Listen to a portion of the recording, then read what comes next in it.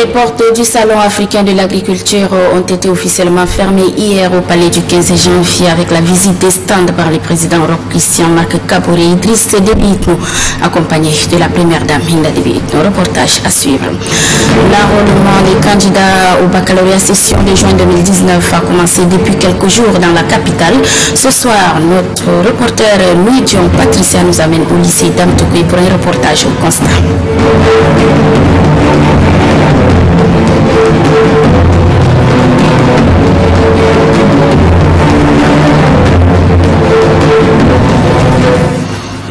Bienvenue aux 20h, mesdames et messieurs, bonsoir et merci de nous recevoir chez vous.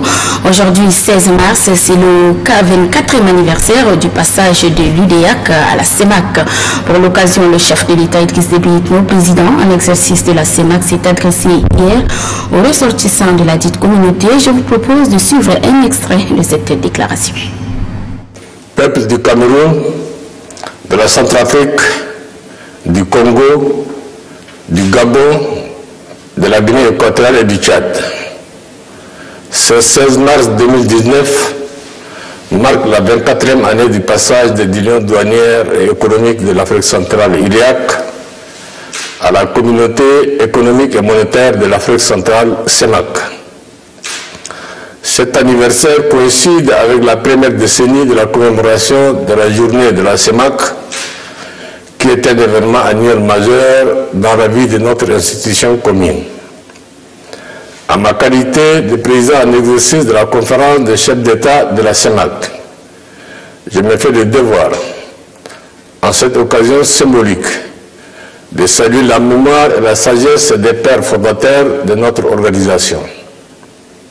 55 ans se sont écoulés et le rêve d'une intégration harmonieuse, d'une solidarité agissante et d'une complémentarité poussée, caressée par ces dignes fils de notre espace commun, demeure toujours une quête permanente.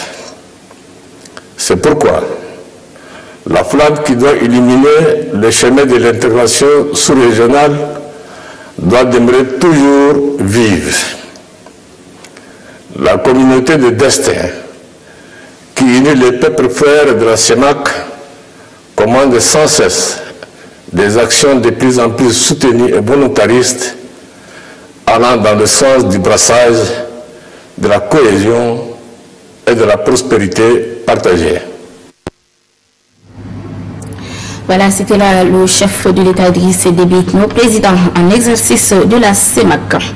Venu spécialement pour le premier salon africain de l'agriculture Safagri, le président du FASO Roch Marc Christian Kaboré a quitté N'Djamena ce matin. Il a été accompagné par son homologue Idriss Déby Itno. Djibril Noualouali, reportage. Après avoir procédé à la clôture officielle du premier salon africain de l'agriculture Safagri et eu des échanges fructueux en marge avec son homologue Idriss Déby Itno, le président burkinabé Roch Marc Christian Kaboré est arrivé au terme de sa visite au Tchad ce samedi 16 mars. À l'aéroport international Hassan Diamous, où le cortège présidentiel est arrivé peu avant 10 heures, le président Kaboré, qui assure également la présidence tournante du comité inter-État de lutte contre la sécheresse dans le Sahel, SILS, a été accueilli par le président de la République, Idriss Déby Itno, en personne, venu accompagner son frère et ami. Sans perdre la moindre minute, les deux hommes d'État avancent vers la piste où se trouvait une poignée d'officiels composés des ministres, des membres du cabinet du chef de l'État et le personnel de la représentation diplomatique burkinabé en N'Djamena. Tous ont souhaité un bon retour au président du FASO. Les échanges ininterrompus entre les deux présidents et les amabilités en disent long sur la proximité des deux hommes, à l'image des excellents rapports qu'entretiennent leur pays. Visiblement très content de son séjour en N'Djamena, le président Roch Marc Christian Kaboré a repris son avion. Après avoir attendu jusqu'au décollage de l'appareil, le chef de l'État Idriss Déby Itno, d'un geste de la main, dit au revoir à son homologue qui va rallier Ouagadougou dans quelques heures. Voilà, et comme vous l'avez suivi dans nos précédentes éditions, les portes du Salon africain de l'agriculture Safagri ont été officiellement fermées hier au palais du 15 janvier avec la visite des stands par les présidents Roch-Christian Marc-Kabore et Idriss Déby Itno du Tchad, accompagné de la première dame. Une visite qui a permis aux deux chefs d'État de découvrir les potentialités dont regorge l'Afrique dans le domaine de l'agriculture, de l'élevage et de la pêche. Vous les ferez trouver, vous en viendrez à bout. Remuez votre champ dès qu'on aura fait le creuser, fouiller, pêcher.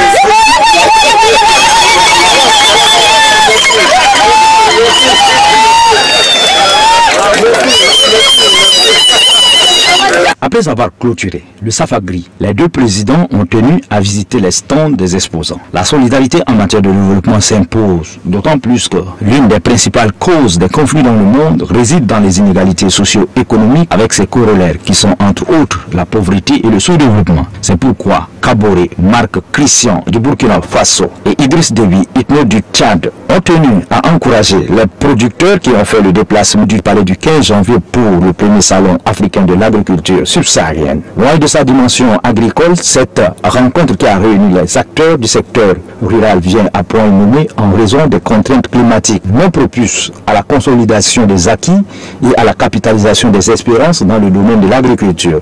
C'est un départ d'une initiative qui trace le chemin de l'agriculture participative. Des questions ont été posées par les deux présidents aux éleveurs présents sur le site de l'événement. Les éleveurs galvanisés promettent mettre les bouchées doubles pour accompagner la politique du gouvernement, car l'élevage et l'agriculture sont les deux mamelles de l'économie tchadienne. À chaque stand, les deux présidents marquent des pauses et posent des questions aux participants. C'est pour mieux répondre aux préoccupations des producteurs et orienter les futurs programmes et projets de développement que s'effectue cette visite. On a une première expérience aussi vraiment. Nous venons renforcer par une seconde expérience en 2020 pour permettre de relancer.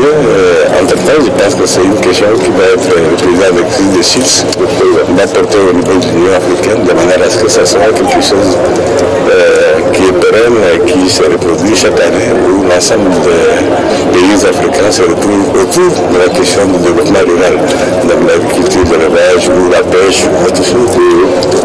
Ça c'est la base du développement et c'est la base, je pense, de l'émergence du continent africain, mais peut-être pas ailleurs. C'est donc la base, c'est l'agriculture, l'élevage. Le présent salon s'inscrit dans le cadre de la coopération agissante entre Tchad et ses partenaires. C'est un début de solution pour faire face aux défis liés à la gouvernance agricole. Selon le président burkinabé, le salon offre une réponse adéquate aux besoins des producteurs et sa pérennisation est un acquis pour l'Afrique subsaharienne. Je suis vraiment impressionné de voir un peu la diversité de la culture, la diversité dans la recherche, notamment dans la production de graines, et vraiment de voir l'enthousiasme qui anime tous les acteurs du monde agricole.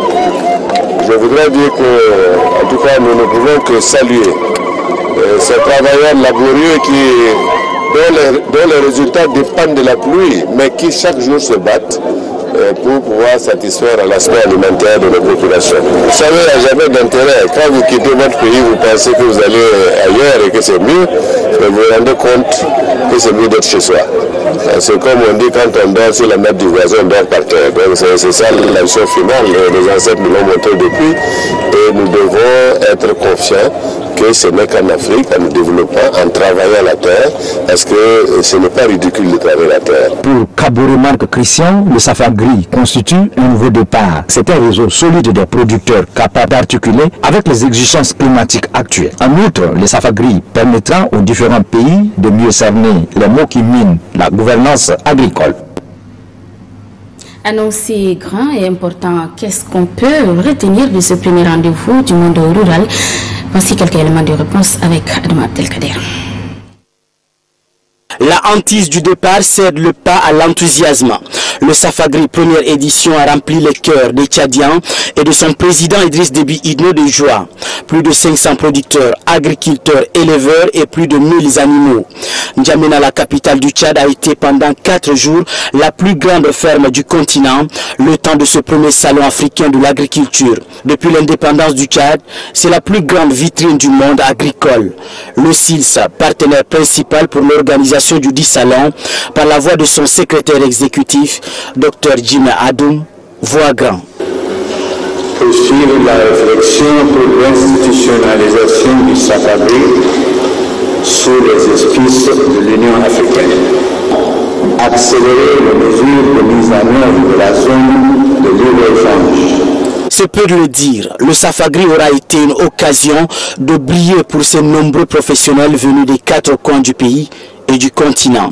Pour ce premier salon, plus de 5000 visiteurs sont venus à la rencontre de ces producteurs qui font la fierté du pays et de l'Afrique, comme en témoigne la présidente du Haut Comité d'organisation, la ministre Lydie Biasinda.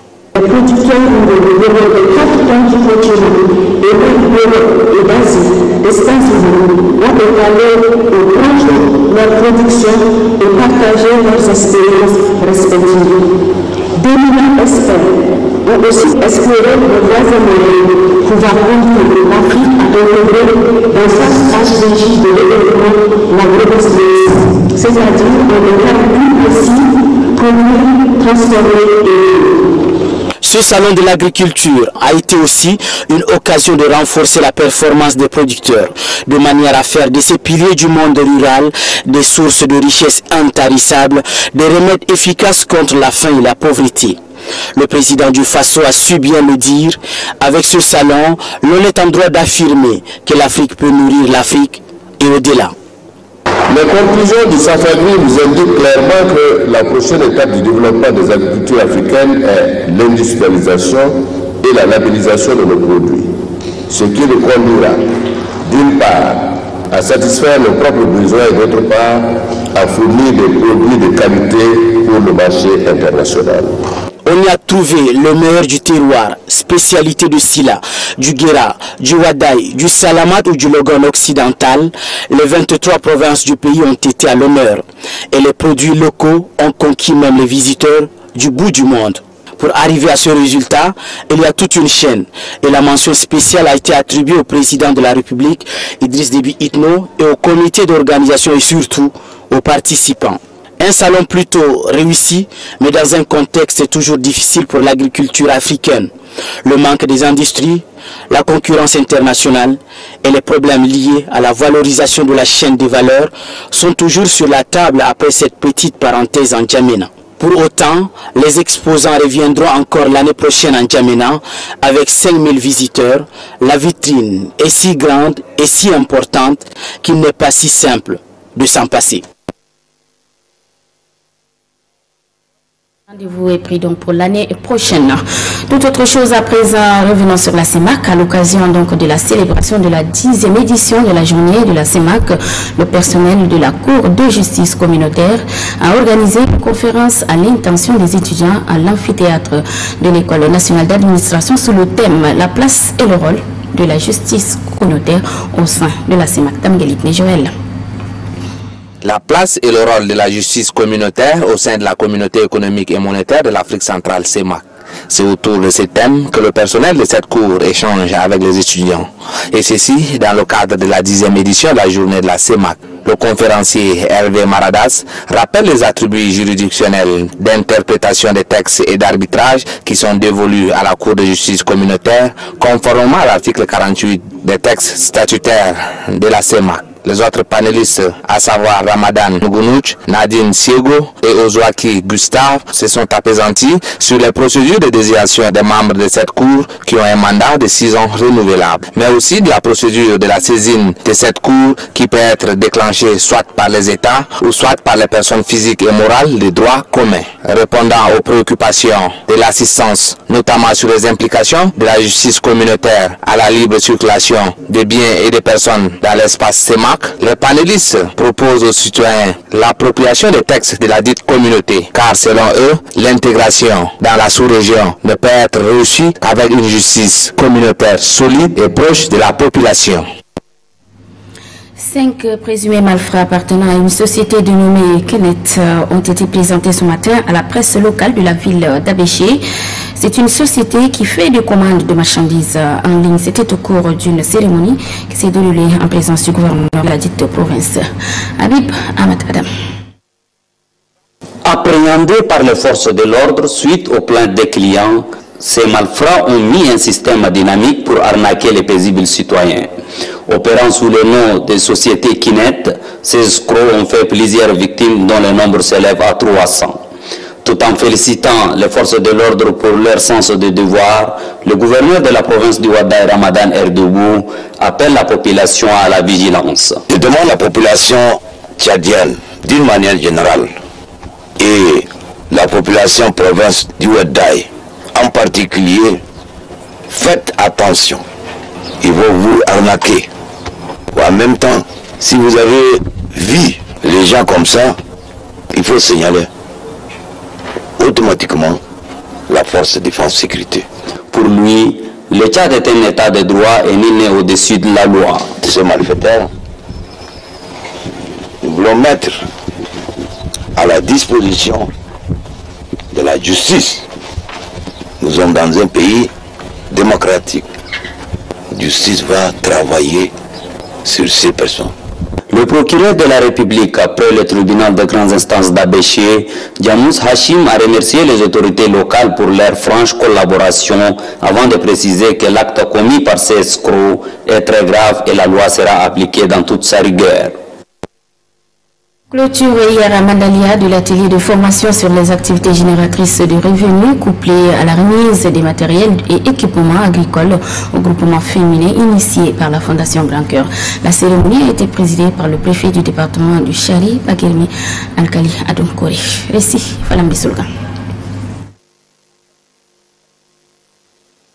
Soucieuse de l'amélioration des conditions de vie des femmes et surtout de son épanouissement, la première dame Hinda Déby Itno, à travers sa fondation Grand Cœur, a renforcé la capacité des groupements féminins de la province du Chari-Bagirmi sur les activités génératrices de revenus. Selon les intervenants, depuis sa création, la fondation Grand Cœur, sous l'orientation éclairée de la première dame Hinda Déby Itno, a toujours été au chevet de la population en général et surtout de la femme en particulier. Les participantes ont saisi cette opportunité pour témoigner leur reconnaissance à la première dame Hinda Déby Itno.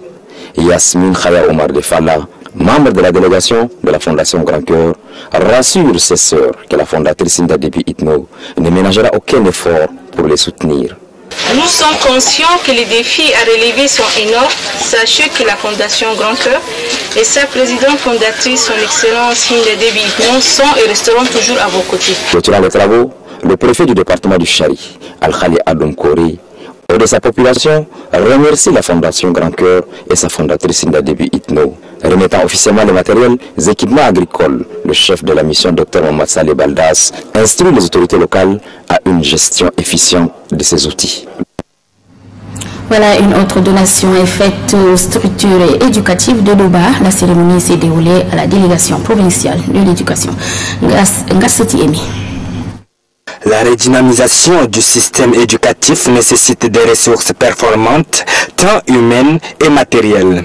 Et pour traduire en acte la vision des hautes autorités, la Fondation Grand Cœur offre des kits scolaires aux structures éducatives du Logone oriental. Le point focal de la Fondation Grand Cœur, Mbaye Goto Irénée, a rappelé que la Fondation, à travers sa ligne d'action sociale, œuvre également pour le renforcement éducatif. Le secrétaire général de la province du Logone oriental, Adam Adami Youssouf, a remercié la première dame pour ses œuvres sociales. Réceptionnant le matériel didactique, le délégué à l'enseignement et à la jeunesse de Doba, Memadine Komro Raphaël, a souligné que ces dons revêtent d'une importance capitale. Il promet par ailleurs une répartition équitable dans toutes les inspections départementales de l'éducation.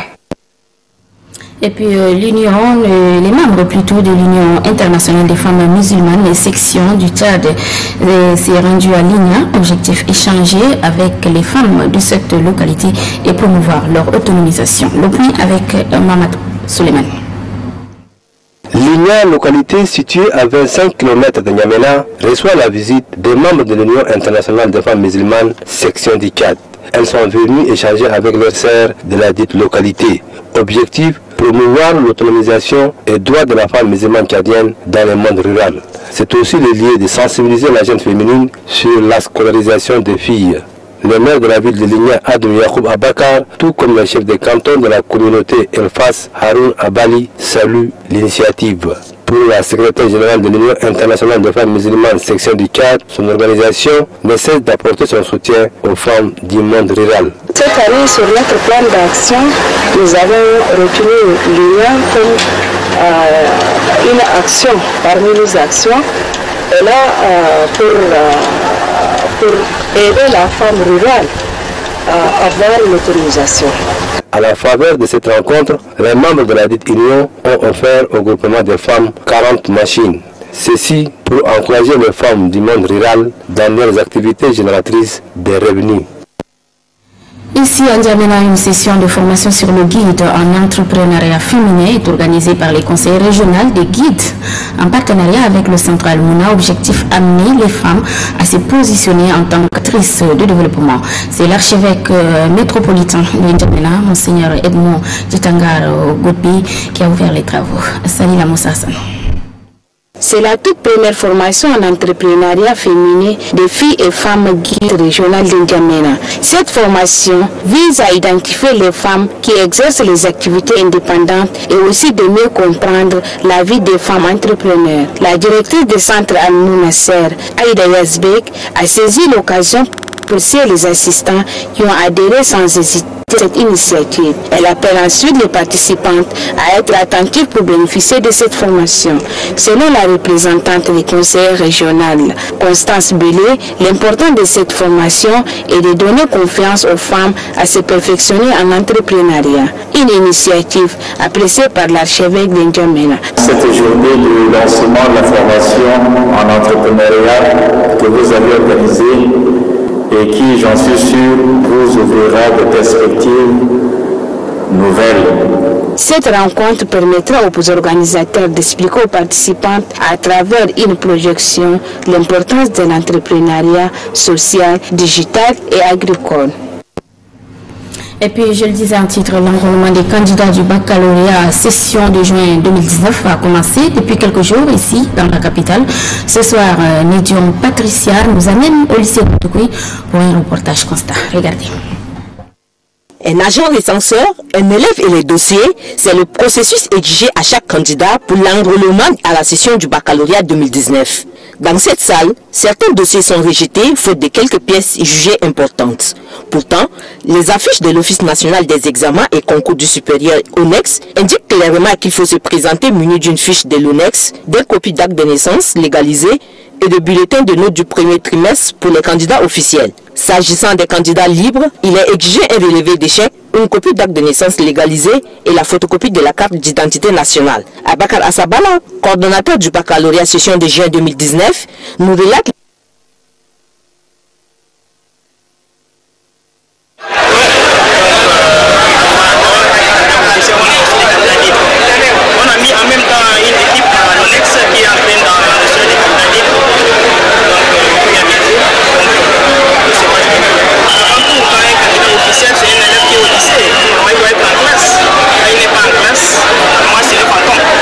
l'enrôlement de tous les élèves au niveau de la capitale se poursuivra jusqu'au 25 mars. Il s'étendra ensuite de la province, précise le coordonnateur du baccalauréat session de juin 2019.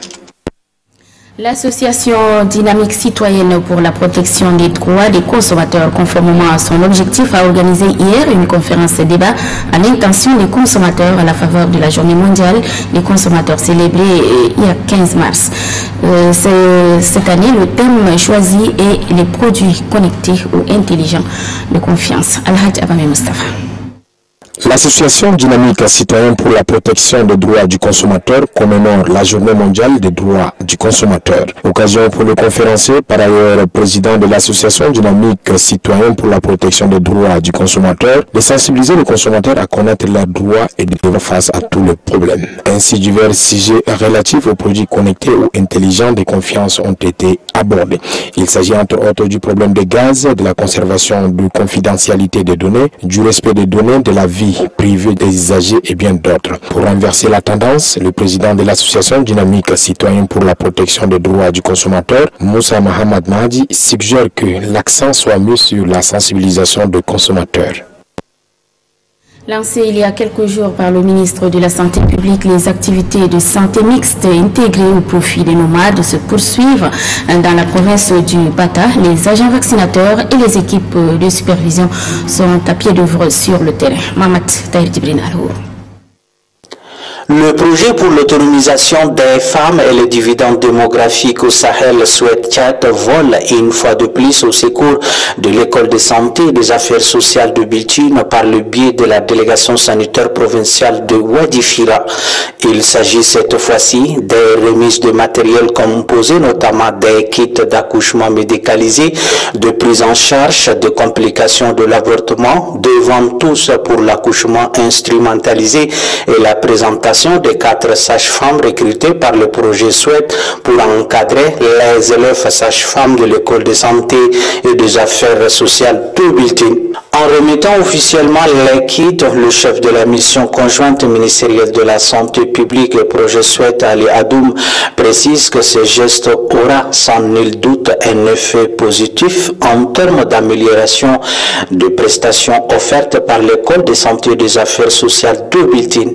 Le secrétaire général provincial de Wadifira Doumro Toussé Créo a apprécié à sa juste valeur cette action de partenaire. Une action qui me pousse donc à saluer Souet, à remercier Souet, et ce au nom du gouverneur de la province de Wadifira, au nom du ministre de la Santé et au nom des plus hautes autorités du pays. C'est même un bel exemple à suivre par les ONG locales et par les ONG nationales. Financé par la Banque mondiale, le projet SWET, à travers sa composante 4, cherche à renforcer les structures de formation sanitaire. En politique, les ressortissants du MPS de Ouaï dans la province du Lac ont organisé une cérémonie de réjouissance après la publication du décret portant création du canton Guitimo-Oulia. Étaient présents les autorités administratives et les élus de la province. Varelati.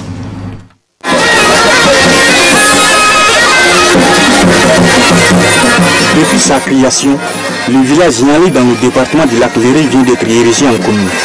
Pour commémorer cette date historique, les habitants du village ont organisé une cérémonie de réjouissance pour exprimer toutes les reconnaissances aux plus hautes autorités du pays. Cette cérémonie qui a drainé une foule n'a pas laissé indifférents les autorités administratives et traditionnelles. Cette marée humaine a donné la chaleur témoigne combien vous êtes contents et confirme bel et bien que vous avez décidé de soutenir les actions du président de la République. Ce moment de joie a été également marqué par le ralliement des groupes des militants du Parti Union nationale pour le développement et le renouveau UNDR et du Parti Rassemblement national des démocrates tchadiens RNDT le réveil au MPS. Selon ces militants, il est temps de marcher sous la lumière que de continuer à sombrer dans l'obscurité. Cette décision de région de l'Iran du MPS est fortement appréciée par le secrétaire national chargé des groupements socio-professionnels du MPS. Le MPS est un parti de pardon, un parti rassembleur, un parti de l'unité, un parti de dignité. À ces retrouvailles, des kits scolaires ont été remis aux élèves de Yanli. Une autre cérémonie de ralliement des militants du parti ARD au parti Rassemblement pour la démocratie et le progrès RDP a lieu au village Katikatiri. C'est une localité située à 7 km de Bol. Cérémonie présidée par le secrétaire national du RDP, Mamad Teomodou Abdoulaye. Reportage. Ils sont plus de 200 militants et militantes de ARD du village de Katikatiri à se rallier au Rassemblement pour la démocratie et le progrès. Cette cérémonie de ralliement s'est déroulée sous la direction du secrétaire exécutif du parti Mohamed Mbodou Abdoulaye, entouré pour la circonstance du membre de la Fédération provinciale du Rassemblement pour la démocratie et le progrès du lac. Les militants ralliés par la voix de Abakar Ibrahim se sont engagés à militer au RDP, un parti rassembleur qui a un projet de société qui répond parfaitement aux attentes de la population de Katikatiri. Très ému du degré du militantisme des axes militants de ARD, le secrétaire exécutif national de RDP, Mohamed Mbodou Abdoulaye, a indiqué que ce ralliement massif va faire jaillir la lumière. Je suis sûr que ces gestes, cet acte, comme je l'ai dit, hautement politique et patriotique, posé par les militantes et militants du village Katikatiri, fera jaillir la lumière sur tous les esprits qui sont encore hésitants. Tout en prenant acte de ce ralliement, le secrétaire général de la Fédération provinciale de RDP du lac, Mamadou Gana Boukar, a déclaré qu'ils ont fait de bons choix. Au terme de cette cérémonie, Un bureau villageois de 13 membres a été installé pour diriger les activités du parti. En culture, du 30 mars au 5 avril prochain, la ville d'Amdjaras, chef-lieu de l'Enedi-Est, abritera les festivités de la 5e édition du FISCA, Festival international de culture saharienne. Prélude à ce rendez-vous, le coordonnateur Bachar Louzitegil, par ailleurs président du comité d'organisation, a fait un point de presse. Il justifie ici la reprogrammation du FISCA 2019. Suivez. Nous avons le plaisir de vous informer que la 5e édition du Festival international de culture saharienne, qui devait se tenir du 2 au 9 mars à Amdjaras, est reprogrammée du 30 mars au 5 avril, sous le haut patronage de son Excellence M. Idriss Déby Itno, président de la République, chef de l'État, chef du gouvernement. Le festival verra la participation de plusieurs pays tels que le Niger, le Maroc, le Cameroun, la Tunisie, l'Algérie, la Mauritanie, la France, l'Italie, la Russie, etc. et de 12 provinces du Tchad, dont le Bata, le Bar El Ghazel, le Sila, le Waddaï, le Wadi Fira, le Midi Ouest, le Logon Oriental, le Lac, le Chari Badri, le Kanem, le Borkou et le Tibisti.